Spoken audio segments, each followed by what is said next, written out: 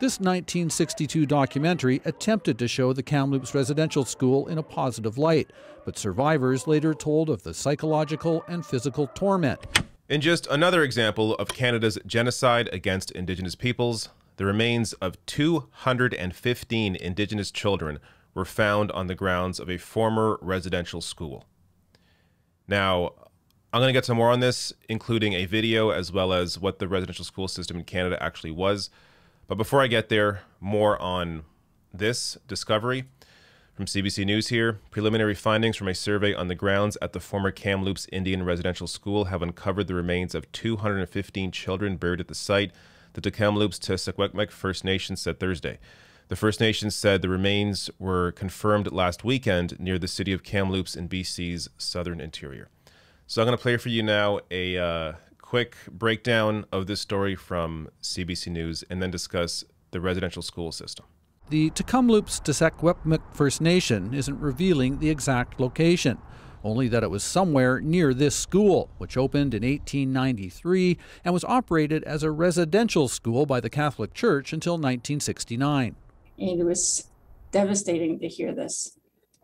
The remains are many, many years old, decades. Few details were released today, but Chief Roseanne Casimir says remains of 215 individuals were located. It's a reality, and it's something that we do not want to have, under the carpet in any shape or form. We want to, heal with our people. This 1962 documentary attempted to show the Kamloops residential school in a positive light, but survivors later told of the psychological and physical torment, including punishment such as being hit with a strap for speaking their own language. Indigenous leaders say the finding is more evidence of a painful history. This discovery is, shaken our Indigenous communities to the very core. The news prompted a minute's silence in the House of Commons. The residential school system was a national program. It was a national institution right across Canada. So if this happened at Kamloops, you can be rest assured it happened in a lot of the other residential schools. Canada's Truth and Reconciliation Commission found thousands of children at residential schools were unaccounted for over several decades. Today's discovery may be related to those long considered missing. Chief Casimir says ground-penetrating radar was used to locate the site. No access was given to images showing what was found or how it was analyzed. My mother went to residential school and she survived, barely. In Vancouver, an impromptu memorial to remember those who suffered at the schools. It's triggering because, like everybody says, it could have been our life. The RCMP, BC's Coroner Service, and the federal government have been notified, and talks are underway about what will happen next. Greg Rasmussen, CBC News, Vancouver. Now, it's not yet clear how these children died. Of course, there was no record of this taken. And it just goes to how these kids were treated in the residential school system. So let me get to a little more on that. This from CBC News. There may be reasons why they wouldn't record the deaths properly and that they weren't treated with dignity and respect, because that was the whole purpose of the residential school, to take control of Indian children, to remove their culture, identity, and connection to their family. So the term residential school is incredibly tame for what these places actually were. Essentially jails for Indigenous children to beat the Indian out of them. That is a famous quote that is often used because that is how these schools were operated. They were specifically there to try and remove the identity and culture of the children that were there through abuse, neglect. They were given rotten food, just treated absolutely horribly. And as you see, many of them died, many of them unaccounted for. I'm sure there are many more sites just like the one that was found. And maybe that is a way forward here to continue, for the government to continue investigating or to begin investigating the grounds around some of these former schools. So a little more on these schools. In the 1880s, in conjunction with other federal assimilation policies, the government began to establish residential schools across Canada.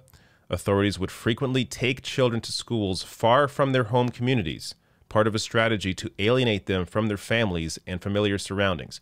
In 1920, under the Indian Act, it became mandatory for every Indigenous child to attend a residential school and illegal for them to attend any other educational institution.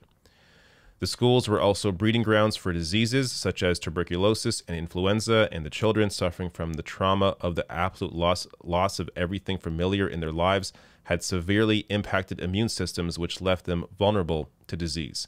Fear, anxiety, or depression prompted by a change in environment, lifestyle, or values adversely affect the body's immune system.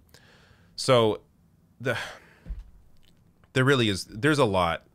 I could spend, hours discussing what went on in residential schools, but that gives you a quick overview of how these children were treated. They were taken from their homes, were only allowed to occasionally maybe see their families on Catholic holidays, and essentially there to strip them of their entire identity, their culture, and as I said, to beat the Indian, to kill the Indian in the child. Now, Progress Canada here tweeted out, the Canadian government should drop all court cases against residential school survivors tomorrow. Now, you may wonder, what? There are court cases against survivors of residential schools? Yes, there are. The Canadian government has spent $3.2 million fighting a group of Ontario residential school survivors in court over the course of the last decade. From January 1st, 2013 to October 1st, 2020, total legal costs in the case against survivors of St. Anne's Residential School, which was in Fort Albany, Ontario on James Bay, amounts to $3,231,000. Among residential schools in Canada, St. Anne's was particularly noxious. Students were subjected to horrific sexual and physical abuse, including being shocked on an electric chair to amuse supervisors and forced to eat their own vomit. Provincial police launched an extensive 4-year investigation in 1992, resulting in criminal charges against 8 former supervisors and ultimately some convictions. So Canada, right now, currently in court, fighting these survivors as they're looking for compensation for what happened to them. Just absolutely atrocious. And I'm going to end on this from Naomi Sayers here, saying, if you are 55 plus, one of the children could have been you.